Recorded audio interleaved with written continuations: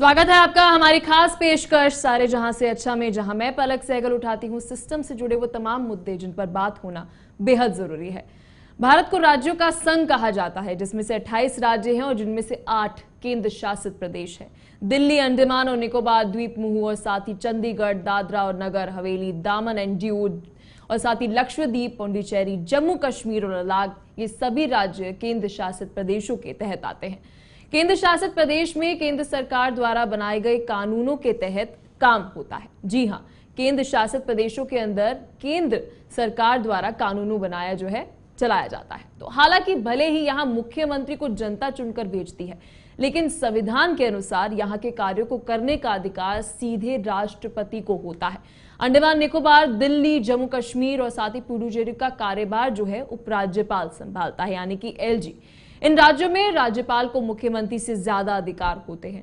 वहीं पूर्ण राज्य दर्जा प्राप्त राज्य में राज्य सरकार का मुख्यमंत्री होता है। यानी कि स्टेट्स में और यूनियन टेरिटरीज के अंदर क्या डिफरेंस है, तो यहां के सभी विकास कार्यों का निर्णय वो मुख्यमंत्री अपने मंत्रिमंडल की मदद से लेता है। ये स्टेट्स के अंदर होता है, लेकिन केंद्र शासित प्रदेशों में कहानी थोड़ी अलग होती है।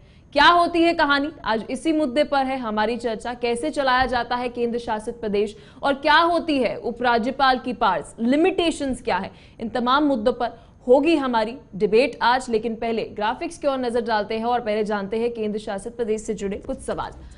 तो केंद्र शासित प्रदेश, संविधान में अनुच्छेद 339A में क्या कहता है केंद्र शासित प्रदेश के लिए? संविधान के अंदर क्या है? क्या 50% से अधिक नॉमिनेटेड मेंबर कर सकते हैं विधायिका का गठन? तो भारतीय केंद्र शासित प्रदेश किस तरीके से चलता है? क्या है संघ राज्य क्षेत्र शासन अधिनियम? क्योंकि संविधान के अंदर लिखा गया है केंद्र शासित प्रदेशों के लिए। क्या है 33 सदस्यीय सदन का प्रावधान? तो भारतीय केंद्र शासित प्रदेश क्या कहता है संविधान? क्या सदस्यों में केंद्र सरकार द्वारा भी नॉमिनेटेड मेंबर्स हो सकते हैं लेजिस्लेटिव के अंदर? तो तमाम सवालों के जवाब आज आपको मिलने जा रहे हैं, क्योंकि आपने अक्सर सुना होगा कि केंद्र शासित प्रदेश है, जम्मू कश्मीर केंद्र शासित प्रदेश है, साथ ही दिल्ली का जिक्र करे, पुडुचेरी का जिक्र करे, लक्षद्वीप का जिक्र करे, लेकिन केंद्र शासित प्रदेश होता क्या है, पार्ट्स क्या होती हैं? आज इसी मुद्दे पर चर्चा। हमारे साथ हमारे मेहमान जुड़ गए हैं। शशांक शेखर त्रिपाठी हमारे साथ अधिवक्ता है, नीरज जैन हमारे साथ पूर्व अध्यक्ष है लूटा से। बहुत बहुत शुक्रिया आप दोनों का अपना कीमती समय हमें देने के लिए। शशांक जी, सबसे पहला सवाल मेरा आपसे रहेगा, हमारे दर्शकों के बीच में सवाल होगा, स्टेट्स एंड यूनियन टेरिटरी दोनों में क्या डिफरेंस है, क्या अलग है इन दोनों में? जी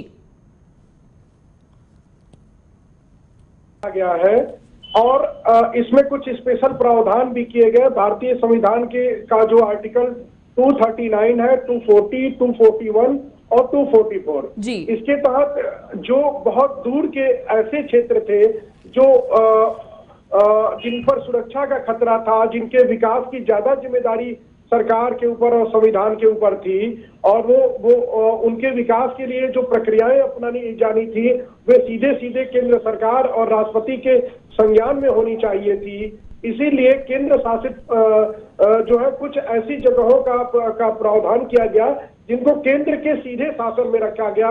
उनका शासन वहां पे लोकल सरकार न चला करके राष्ट्रपति अपने एक प्रतिनिधि, जिसको उपराज्यपाल, एडमिनिस्ट्रेटर या प्रशासक भी कह सकते हैं, उसके माध्यम से चलाया जाता है। तो केंद्र सरकार जो दिल्ली में बैठी हुई है उसके सीधे डायरेक्शन में और उसके सीधे प्रभाव क्षेत्र में होने के कारण विकास की जो प्रक्रिया होगी वो सीधे सीधे राजधानी से जुड़ी होगी।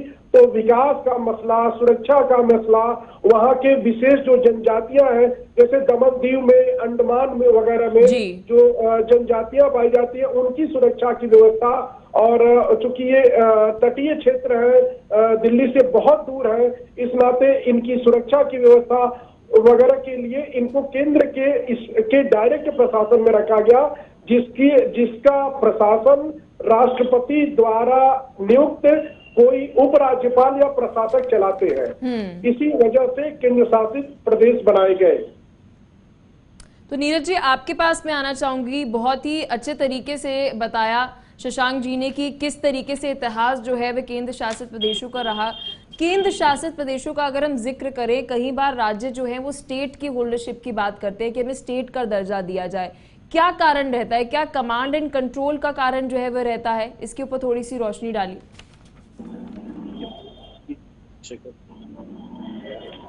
राज्य और ये जो संघ हमारे यूनियन टेरिटरीज है, जिनको हम राज्य स्थित या संघ स्थित कहते हैं, ये संघीय प्रशासनिक ढांचे की एक जो है इकाई है हमारी, ठीक है।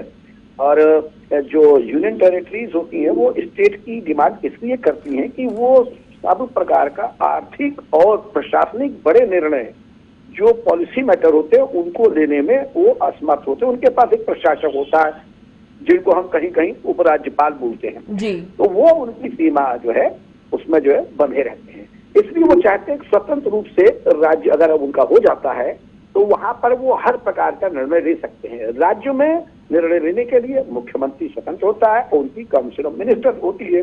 लेकिन संघ राज्य में जो है, जैसे अभी आपको मैं दिल्ली का एक ताजा उदाहरण दे रहा हूँ। इस वक्त भारतवर्ष में पुरानी पेंशन एक अहम मुद्दा चल रहा है। अब दिल्ली सरकार ने इस मुद्दे पर अपनी जो है वो स्वतंत्र रूप से इसको लागू नहीं कर पा रही, जैसे कि राजस्थान में, झारखंड और छत्तीसगढ़ में लागू हो गया। तो सर्वप्रथम इसमें पहला प्रयास जो है दिल्ली सरकार का हुआ, उन्होंने उस मुद्दे को अपने कैबिनेट से पास करके राष्ट्रपति के पास भेज दिया। What is this nonsense? अरे यार, जब हम संघ राज्य साथ हैं, हमको सब कुछ है, तो हम पर इस प्रकार का बंधन क्यों? बंधन इसलिए कि आप आर्थिक रूप से संपन्न नहीं है, आप निर्णय लेने की संपन्नता नहीं है, आपकी टेरिटरी सब तरफ से कमजोर होगी, इसलिए केंद्र उस पर अपना नियंत्रण रखता है। ये मेरा अपना समझना है। तो इसलिए वो जो है उसको राज्य चाहते हैं, जितने यूनियन टेरिटरीज है वो ये चाहते हैं कि हमको भी एक स्वतंत्र राज्य का दर्जा मिल जाए, ताकि हम भी अपनी पॉलिसी उसको अलग तरीके से लागू कर सकें। तो नीरज जी, इससे क्या कमांड एंड कंट्रोल बेहतर होता है, या फिर ऐसा होता है कि ईगो क्लैशेस होते हुए नजर आ रहे हैं कि जी एक कोई फैसला है वो अगर मतलब होता है ना कंट्राडिक्टिव हो रहा है, एक तरफ सीएम और दूसरी तरफ एलजी, तो कमांड एंड कंट्रोल पर क्या कहना चाहेंगे आप? देखिए, पहली बात जान लीजिए कि हमारे यहाँ राष्ट्रपति और प्रधानमंत्री दो हमारे पास शक्तियां हैं, ठीक है। राष्ट्रपति मैंडेटरी और बाउंड है, वो council of minister, prime minister किसी बिल को भेजता है उसको साइन करने के लिए, उससे ना इत्तेफाक रखते हैं, दोबारा भेज देंगे वापस, फिर होकर भेजा जाएगा, बट दे आर बाउंड जी। तो एलजी की भी अपनी यही प्रॉब्लम है और सीएम की अलग है। देखिए, सीएम स्वतंत्र निर्णय लेने के लिए अपने आप ले सकते हैं, वो केंद्र की चीजों को माने ना माने उनका अपना निर्णय है। आप देख लीजिए कई इश्यूज पे, हम तो विश्वविद्यालय में रहे, हम जानते हैं यूजीसी कोई गाइडलाइंस जारी कर देती है, केंद्रीय सरकार कोई चीज जारी करती है, हमारा राज्य उसको माने ना माने, राज्य मानने और न मानने के लिए स्वतंत्र है। बहुत साफ बात। जो केंद्रीय कर्मचारियों को दिए भत्ता मिलता है, पता चलता है कि राज्य के कर्मचारियों को दिए भत्ता जब तक राज्य सरकार कैबिनेट से पास नहीं करती तब तक नहीं मिलता है। तो समानता तो नहीं है, असमानता है। इसलिए एलजी को हम नहीं समझते हैं कि एलजी इतना अच्छा रोल प्ले कर पाएंगे इन संघीय राज्य की जगह। अब इस वक्त भारत इतना आगे बढ़ चुका है, कहीं विश्व गुरु की हम कल्पना कर रहे हैं, तो हमको संघ राज्य से राज्य में अगर परिवर्तित हो जाए तो हम समझते हैं ये बेहतर होगा, क्योंकि कमांड एंड कंट्रोल की बहुत बड़ी एक समस्या है। अब एक संघ राज्य क्षेत्रों में दो लोग कमांड कर रहे हैं। एक कमांड है आपके सीएम के पास, सो कॉल्ड सीएम, और एक कमांड है एलजी के पास। तो निर्णय कोई लेने की क्षमता नहीं है। विकास तो कर सकते हैं, विकास के लिए कोई रोक नहीं है संविधान में। लेकिन अगर हम बात करें, आपके पास आना चाहूंगी मैं शशांक जी, लॉज का अगर हम जिक्र करते हैं, स्टेट्स के अंदर लॉज क्या स्टेट्स बना सकती है, लेकिन यूटीज के अंदर कैसे होता है? क्या वो पार्स उस यूटी के अंदर है या फिर वो सेंट्रल गवर्नमेंट के पास ही पार है, लॉज की अगर बात करें तो? इस विषय में आपके सामने एक बहुत अच्छा उदाहरण मैं दूंगा। अभी हम सारे लोग जानते हैं जम्मू कश्मीर की स्थिति क्या थी। जम्मू कश्मीर को एक स्पेशल जो दर्जा दिया गया, उसके तहत वो न तो राज्य की स्थिति थी और न तो वो यूनियन टेरिटरी की स्थिति थी, वह एक स्वतंत्र देश बनने की स्थिति में था। तो जो भी प्रावधान पहले किए गए थे 35A वगैरह का और 370 का, उसमें एक सिर्फ अच्छी चीज थी कि इसको केंद्र से शासित होने की जो व्यवस्था थी, इस नाते जम्मू कश्मीर भारत का हिस्सा बना रहा। तो अगर जम्मू कश्मीर के पास या उन प्रदेशों के पास जिनके पास अपने आय का साधन नहीं है, जिनके पास अपनी व्यवस्थाएं नहीं है, जो अपने कर्मचारियों को तनख्वाह देने के लिए केंद्र सरकार पर निर्भर होते हैं, तो अगर उनमें केंद्र सरकार उनकी सुरक्षा की व्यवस्था अगर देखती है, इसी नाते केंद्र सरकार ने एक ऐसा प्रावधान बनाया जिससे कि दूर दराज की जगहों का, जैसे दिल्ली का आप इसे देख लीजिए, दिल्ली में अरविंद केजरीवाल बैठे हुए हैं, उनकी राजनीतिक महत्वाकांक्षाएं पूर्ण मुख्यमंत्री की है, लेकिन जिस दिन दिल्ली में चुनाव हुए उस दिन वो केंद्र शासित प्रदेश के रूप में था और अर्ध राज्य का दर्जा उसको मिला। इन लोगों ने सुप्रीम कोर्ट में एक मुकदमा दाखिल किया, आम आदमी पार्टी ने, अर्ध राज्य का दर्जा तो मिल गया, लेकिन अभी वहां स्थिति क्या बनी हुई है, राज्यपाल जो वहां पर है या उपराज्यपाल जो प्रशासक है, उनसे लगातार कंट्राडिक्शन इनका बना हुआ है। तो अगर कंट्राडिक्शन जिसको करना है वो राज्यपाल से करेगा, उपराज्यपाल से करेगा या प्रशासक से करेगा, लेकिन अगर कानून व्यवस्था की बात है, लॉ एंड ऑर्डर की बात है, इकोनॉमिक स्टेटस की बात है, तो केंद्र सरकार जो व्यवस्थाएं दे रही है और वो उसके पालन की, जैसे दिल्ली की स्थिति है, दिल्ली में केंद्र सरकार के सारे केंद्र उपस्थित है, दिल्ली में केंद्र सरकार के सारे संसाधन उपलब्ध है, प्रधानमंत्री आवास है, राष्ट्रपति आवास है, संसद है, न्यायपालिका तो लॉज जो शशांक जी फ्रेम कर रहे हैं, मान लीजिए हम दिल्ली का ही जिक्र कर लेते हैं, जम्मू कश्मीर की अभी बात नहीं करेंगे क्योंकि वहां पे इलेक्शंस अभी होने हैं, तो हम दिल्ली का जिक्र कर ले, पुडुचेरी का हम अभी जिक्र कर ले, तो क्या वहां पर लॉज अगर फ्रेम करने हैं तो पार किसके पास, एलजी के पास पार है या फिर पार जो है उस स्टेट की सीएम के पास है? देखिए, अगर विधानसभा, जैसे दिल्ली विधानसभा अगर कोई कानून बना करके वो राज्यपाल, वहां के उपराज्यपाल के पास भेजती है, तो राज्यपाल के पास दो विकल्प है, एक तो वो इसको स्वीकार कर सकते हैं, अगर वो इसको स्वीकार कर लेते हैं तो एक कानून बन जाता है, अन्यथा असंतुष्ट होने की स्थिति में वे राष्ट्रपति के पास भेज सकते हैं इस सिफारिश के साथ कि इसको स्वीकार किया जाए या न किया जाए। तो उस विषय में राष्ट्रपति जो राष्ट्र का प्रथम व्यक्ति है और जिसके पास इतने संसाधन मौजूद है कि वो वर्तमान परिस्थितियों का आकलन किसी भी व्यक्ति से ज्यादा बेहतर ढंग से और बिना किसी पॉलिटिकल प्रेशर से प्रभावित हुए कर सकता है, तो राष्ट्रपति जो भी निर्णय करेंगे वह देश के हित में होगा। इसीलिए जहां पर इसकी आवश्यकता है वहां पर केंद्र सरकार। जी नीरज जी, आपके पास में आना चाहूंगी, तो जो ये जिक्र अभी हमने किया कि हमें लॉज को फ्रेम करना है, तो क्या इससे डिले ऑफ मैनेजमेंट नजर आती है, डिले ऑफ डिसीजन मेकिंग नजर आती है, या फिर एक बेटर डिसीजन जो है वो लिया जाता है? क्योंकि इसके दो पहलू, या तो डिसीजन बहुत लेट लिया जाएगा या फिर डिसीजन लेट लिया जाएगा लेकिन बेहतर लिया जाएगा, क्योंकि अलग अलग हम देख रहे हैं कि पॉइंट ऑफ व्यूज, ओपिनियंस जो है उस डिसीजन के अंदर आ रहे हैं। जी नीरज जी, इसके ऊपर क्या कहना चाहेंगे आप? बात जान लीजिए कि संघ राज्यों में संघ का प्रमुख प्रशासक होता है, इस सत्य को हम नकार नहीं सकते। वो प्रशासक मान लीजिए या उसको हम एलजी मान ले, LG already always playing the role of as administrator ही वर्ड उसमें है जो संविधान में दिया। हम आपको बताएं, नए राज्यों का प्रवेश या उसकी स्थापना करने का संविधान के अनुच्छेद 2 में वर्णन दिया है। और इसी अनुच्छेद 2 के तहत जो है जम्मू कश्मीर को आपको मालूम है 370 हटा करके राज्य से राज्य में संघ राज्य में परिवर्तित कर। जब देखती है, देखिए अगर केंद्र में सरकार उस संघ राज्य के मनमाफिक सरकार है तब तो एलजी को पूरी पावर दे दी जाती है। देखिए हंस रहे हैं हमारे वकील साहब, लेकिन जब अगर हमारे मनमाफिक सरकार नहीं है तब हम जो है उसको स्वतंत्र नहीं करते, हम उसको अपने पास एलजी की कैपेसिटी से, प्रशासक की कैपेसिटी से जो राज्य सरकार ने, संघ की राज्य सरकार ने पास करके बिल दिया है, अगर वो सेंट्रल गवर्नमेंट से इत्तेफाक नहीं रखता तो उसको हम डिले कर लेते हैं, डिटेन करते, दोबारा जब भेजा जाता है तो हम उसको राष्ट्रपति के पास भेज देते हैं। तो जाहिर सी बात है कहीं ना कहीं जो है हमें नियम बनाने में दिक्कत तो होती है। तो इसलिए हमारा ये मानना है, जैसे अगर मान लीजिए आप दिल्ली एक स्वतंत्र राज्य होता जी, तो दिल्ली की पुलिस अपने हिसाब से काम नहीं करती, दिल्ली की पुलिस जो है राज्य सरकार के हिसाब से काम करती। अब दिल्ली में Scylla and Charybdis in a perfect position आदमी की स्थिति है, सरकार की भी और दिल्ली के लोगों की भी। किसका नियम माने, कौन सी राज्य सरकार का ये मामला है या केंद्र सरकार? कई विभागों में केंद्रीय गवर्नमेंट ऑफ इंडिया का इन्वॉल्वमेंट है, क्योंकि आप फाइनेंस कहां से लेते हो? या तो आपके पास अपने रिसोर्सेज हो अगर आपके पास रिसोर्सेज नहीं तो आपको बड़ी इनकम के लिए, बड़े पैसे के लिए, बड़े फंड के लिए केंद्र सरकार की तरफ देखना पड़ेगा। और केंद्र तो क्या रीजन सिर्फ इकोनॉमिक है? सकते। नहीं नीरज जी, क्या रीजन सिर्फ इकोनॉमिक है? रीजन ये भी तो हो सकता है, सिक्योरिटी इशू भी तो हो सकता है। अगर हम जम्मू कश्मीर की बात करते हैं या फिर हम दिल्ली की बात करते हैं, राजधानी है, ठीक है, क्या केवल अलग अलग हम बता दें आपको। मैडम ये जान लीजिए कि सिक्किम की स्थिति अलग है, अब हमारे इसकी लद्दाख की, कश्मीर की अलग है, दिल्ली की अलग है। दिल्ली में तमाम हमारी सारी पूरे दुनिया भर के मुल्कों की एम्बेसीज हैं। जाहिर सी बात है सुरक्षा का बहुत महत्व है। कश्मीर के अंदर और अंतर्राष्ट्रीय स्तर पर सीमा विवाद को लेकर और आतंकवादियों की आना जाना उसको लेकर के बहुत बड़ा मुद्दा है।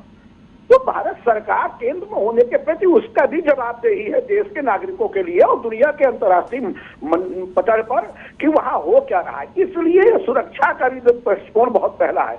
आर्थिक तो है ही, आर्थिक के साथ साथ सुरक्षा का दृष्टिकोण बहुत महत्वपूर्ण है। इसलिए उसमें ईयू केंद्र सरकार को दखलंदाजी करनी पड़ती है। शशांक जी, आपके पास मैं आना चाहूंगी। एक तरफ एलजी तो वहीं दूसरी तरफ हम बात कर रहे हैं सीएम की, तो किसकी पावर ज्यादा है? और अगर एलजी की पावर मान ले कि ज्यादा है तो लिमिटेशंस क्या है? उनको कंट्रोल कौन कर रहा है? देखिए, अगर स्टेट गवर्नमेंट भी है तो उसकी भी लायबिलिटी राज्यपाल के प्रति होती है, और अगर केंद्र शासित प्रदेश है तो राज्यपाल की जगह पे प्रशासक या उपराज्यपाल होते हैं। उनका प्रशासन ऐसे होता है कि वे भी राष्ट्रपति के ही अधीन काम करते हैं। जैसे जो राज्यपाल होता है राज्यों में, वो राष्ट्रपति के प्रतिनिधि के तौर पर होता है, और उसी प्रकार से जहां पर केंद्र शासित प्रदेश है वहां पर जो प्रशासक बनाए जाते हैं या जो उपराज्यपाल बनाए जाते हैं वे भी राष्ट्रपति के प्रतिनिधि के तौर पर ही काम करते हैं। But he is accountable to whom? Accountable किसको है वो? क्योंकि स्टेट के अंदर अगर हम बात कर रहे हैं, किसी यूनियन टेरिटरी के अंदर अगर हम बात कर रहे हैं, he is accountable to whom? State के अंदर देखिए, क्योंकि सीएम तो अकाउंटेबल हो गया एलजी को, लेकिन एलजी किसको अकाउंटेबल है? एलजी तो राष्ट्रपति के प्रति अकाउंटेबल है। स्टेट के यूटी के अंदर बात कर रही हूँ सर, यूटी के अंदर, क्योंकि एक अगर हम किसी स्टेट की बात कर रहे हैं, किसी यूटी की बात कर रहे हैं, वहां के इश्यूज वहां पर क्या हो रहा है, राष्ट्रपति को अकाउंटेबल है क्योंकि वो एडमिनिस्ट्रेटर है उनके, लेकिन विद इन स्टेट क्या वो सीएम को अकाउंटेबल नहीं है? इसके ऊपर कोई प्रावधान नहीं है, क्योंकि सीएम तो अकाउंटेबल है ना एलजी को। लिंक मेरे पास नहीं था, प्लीज एक बार अपना प्रश्न आप और पूछ लेंगे तो अच्छा होगा। जी नीरज जी, आप इस पर क्या कहना चाहेंगे कि अकाउंटेबल किसको है एलजी? देखिए, एलजी की स्टेट के प्रति तो सीएम की भी अकाउंटेबिलिटी है और जो है एलजी की भी, जो इंडिपेंडेंट स्टेट है। देखिए, स्टेट के में अकाउंटेबिलिटी जो सीएम की है वो अपने कैबिनेट और अपने राज्य के प्रति है। स्टेट की अकाउंटेबिलिटी राज्यपाल से कोई मतलब नहीं। राज्यपाल तो बहुत अपवाद के तौर पर इन्वॉल्वमेंट होता है, लेकिन दिल्ली में तो सर देखने को नहीं नीरज जी, दिल्ली में तो आए दिन देखने को मिलता है। एक्साइज पॉलिसी अभी रिसेंटली एग्जाम्पल है कि एलजी की बहुत बार रेगुलेशन के अंदर दखल अंदाजी होती है। नहीं, बहुत रेयर। वो जब तक ऊपर से आते समय एलजी की अकाउंटेबिलिटी राष्ट्रपति के प्रति ज्यादा है, क्योंकि he is appointed by that, और सीएम की अकाउंटेबिलिटी राष्ट्रपति और किसी के प्रधानमंत्री द्वारा नहीं है। सीएम जो है हम मेजोरिटी के आधार पर काउंसिल ऑफ मिनिस्टर उनको डिसाइड करती है, मेजोरिटी उसको डिसाइड करती है, वो इलेक्टेड मेंबर होता है। तो सीएम जो है अपना काम करने के लिए पूर्ण रूप से स्वतंत्र है। वो किसी भी मुद्दे को कैबिनेट से पास करके लागू कर सकता है, लेकिन जो यूनियन टेरिटरीज का सीएम है किसी भी उसको इस तरह से लागू नहीं कर सकता बिना एलजी की कंसेंट के। तो एलजी किसकी कंसेंट मांगता है? जैसे हरिमनपुर में आपको बताया। नहीं नीरज जी, ये बहुत महत्वपूर्ण सवाल है, आप लोग बेहतर जानते हैं लॉ के बारे में। तो एलजी आपने बोला कि कंसेंट चाहिए सीएम को एलजी की, एलजी को किसकी कंसेंट चाहिए? विद इन स्टेट की मैं बात कर रही हूँ, हम राष्ट्रपति की बात नहीं कर रहे। नहीं, देखिए हमने आपसे बताया आज वर्तमान की जो हमारी राजनीतिक परिवेश है उसमें आपको मालूम है, आप बोले ना बोले बेहतर हमारे शशांक जी को भी मालूम है कि हर चीज हम ऊपर देख के करते हैं। तो एलजी भी प्रेसिडेंट, चूंकि एलजी एक राजनीतिक दल द्वारा बैठा दिया जाता है, वो राज्य का जब नागरिक बन जाता है तो कहने को तो है कि हम किसी राजनीतिक दल के नहीं है, लेकिन पूर्ण रूप से राजनीतिक दखलंदाजी उसकी होती है। वो वही कार्य करेगा जो ऊपर से उसको परमिसिबल होगा। वो जैसे वो कुछ राज्य के तमाम हित के मुद्दे हैं, मतलब पब्लिक के इंटरेस्ट के मुद्दे हैं, जिस पर एलजी का बोलना बहुत जरूरी है। एलजी उसके उनको तो सरकार ने भेज दिया, उसको इमीडिएट पास करके भेज देगा कि स्टेट में कहीं बवाल ना हो जाए, राइट ना हो जाए। लेकिन जो पॉलिसी मैटर्स है, उस पॉलिसी मैटर में एलजी कभी भी आज तक डिसीजन नहीं लिया है, वो हमेशा ऊपर भेज देता है। शशांक जी, आपके पास में आना चाहूंगी। अभी तो हमने ये जिक्र किया दिल्ली का, हमने बात करी जम्मू कश्मीर की, पौडीचेरी की हमने बात करी। अब जरा उन भी यूटीज के ऊपर आ जाते हैं जहां पर पार्शियल स्टेटहुड नहीं है, तो वहां पर डेमोक्रेटिक जो है, डेमोक्रेसी किस तरीके से एक्सरसाइज होती है जनता द्वारा? जी देखिए, वहां जनता द्वारा एक परिषद चुनी जाती है, वो मनोनीत भी। पहले तो वहां पर विधानसभा बनाने के लिए एक मनोनयन होता है, जिसमें 30 से ज्यादा मेंबर्स होते हैं, तो उनका मनोनयन होता है। और उसमें अगर 50% से ज्यादा लोग चाहे तो वो आपस में सहमति करके राज्य मतलब प्रशासक यहाँ अगर उसको भेजते हैं, तो प्रशासक राज्यपाल राष्ट्रपति से अनुमति लेकर के वहां पर विधानसभा के गठन की प्रक्रिया कर देते हैं जी। उस विधानसभा के गठन की प्रक्रिया में कुछ सदस्य केंद्र सरकार, जैसे एक महत्वपूर्ण विषय है पांडिचेरी का। पांडिचेरी में विधानसभा का गठन कर दिया गया 50% लोगों के अनुसार, और उसमें 3 सीटों पर केंद्र सरकार ने अपना प्रतिनिधि नियुक्त कर दिया। तो उस पर बात जब सुप्रीम कोर्ट में गई और रिट दाखिल हुआ, तो उस पर सुप्रीम कोर्ट ने उसमें अपने ऑर्डर में कहा कि केंद्र सरकार अपने प्रतिनिधि नियुक्त कर सकती है, क्योंकि जो यूनियन टेरिटरीज है वो सीधे सीधे केंद्र द्वारा शासित जगह है, और वहां पर अगर वहां की विधायिका में अगर केंद्र के प्रतिनिधि नहीं होंगे तो वहां का स्टेटस क्लियर नहीं होगा केंद्र को। और अगर दूर के क्षेत्रों में जैसे दमन दीव है, लक्षद्वीप है, पांडिचेरी है, जम्मू कश्मीर लद्दाख का क्षेत्र है, यहाँ पर अगर केंद्र सरकार को या राष्ट्रपति को सही बातें विधानसभा के अंदर जो चल रहा है वो नहीं चल पाएंगी, तो इससे देश की सुरक्षा पर खतरा हो सकता है। इसीलिए सुप्रीम कोर्ट ने भी इसमें कहा कि जो सदस्य नामित किए जाएंगे केंद्र सरकार से, वे ठीक है, उनको नामित किया जाना चाहिए। तो उस स्थिति में केंद्र सरकार के प्रतिनिधि के तौर पर वे उन विधानसभाओं में नामित किए जाएंगे जो यूनियन टेरिटरी की विधानसभाएं स्पेशल प्रोविजन के तहत बनाई गई हैं। जी, तो अब हम थोड़ा जनता के पॉइंट ऑफ व्यू से भी देख लेते हैं नीरज जी। एक तरफ स्टेट और दूसरी तरफ यूटी, फिर उसके बाद पार्शियल स्टेटहुड भी हमारे पास आ गया है, तो जनता के लिए कौन सा बेहतर है? क्योंकि डिसीजन मेकिंग के ऊपर अभी हमने बात करी कि डिसीजन मेकिंग जो है वो डिले होते हुए नजर आती है पार्शियल स्टेटहुड जहां पर होती है, दिल्ली के जब हम जिक्र कर रहे थे। तो जनता के पॉइंट ऑफ व्यू से देखें तो क्या बेटर सिचुएशन जो है रहती है, और कमांड एंड कंट्रोल को किस तरीके से बेहतर किया जाए एलजी और सीएम के अंदर? जी देखिए, हम आपकी बात समझ गए पलक जी। डिपेंडेंसी इंडिपेंडेंसी 2 चीजें हैं, ठीक है। अगर हम अपने माता पिता के ऊपर आश्रित हैं तो हम एलजी की व्यवस्था में यूनियन टेरिटरीज मान दिए गए। लेकिन अगर हम स्वयं एक सरकारी कर्मचारी या कहीं हो गए, एक जिम्मेदार नागरिक हो गए, तो हम अपना निर्णय स्वयं लेने के लिए सक्षम है। ये फर्क है मुख्यमंत्री में और राज्य में और एक संघ शासित राज्य में। तो राज्य में पब्लिक को ज्यादा बेनिफिट है बनस्पति आपके संघ राज्य में। अगर हमको कोई एक समझ लीजिए अचानक कोई प्रॉब्लम खड़ी हो जाती है, तो राज्य सरकार रात को 2 बजे आपातकालीन बैठक बुला के निर्णय ले लेगी। तो उसको रिक्वायरमेंट नहीं है, उसकी ये मैंडेटरी नहीं है कि वो गवर्नर की कंसेंट ले ना ले। लेकिन इस प्रकार की स्थिति में उसको जो संघ शासित राज्य होंगे अपनी इमरजेंसी मीटिंग भी करेंगी, लेकिन उनको इमीडिएट एलजी को सूचना देनी पड़ेगी। एलजी का इन्वॉल्वमेंट होगा तभी कोई निर्णय ले पाएंगे। इमरजेंसीज बहुत आती हैं, आप देख लीजिए। तो ये है, उसमें पब्लिक के लिए, जनता के लिए राज्य सरकार, एक स्वतंत्र राज्य सरकार बेहतर है, न कि संघ शासित सरकार। लेकिन फिर सिक्योरिटी का पॉइंट ऑफ व्यू भी तो है ना। अगर हम राजधानी की बात कर रहे हैं, दिल्ली की बात कर रहे हैं, जम्मू कश्मीर की हम बात कर रहे हैं, security is a very big issue, बहुत बड़ा मुद्दा है। शशांक जी, इसके ऊपर आप क्या कहना चाहेंगे? जनता के पॉइंट ऑफ व्यू से देखें और राष्ट्र के हित से देखें, तो यूटी या स्टेट एक जनता के लिए कौन सा बेटर है? इसके ऊपर आपका क्या पॉइंट ऑफ व्यू होगा?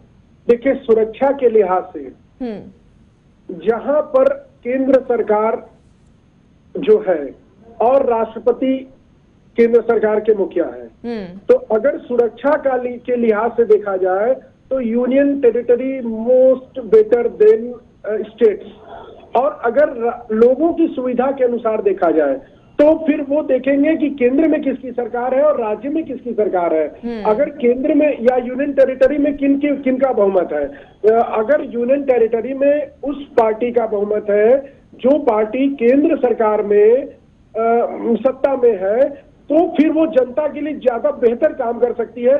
जैसा अभी तुरंत आप लोगों ने देखा लद्दाख, लेकिन ये बात बहुत जरूरी है, एलजी और सीएम डिफरेंट इंडिविजुअल है ना, ये तो हमें पता है कि दोनों डिफरेंट इंडिविजुअल। अब इसमें पार्टी क्यों आ रही है?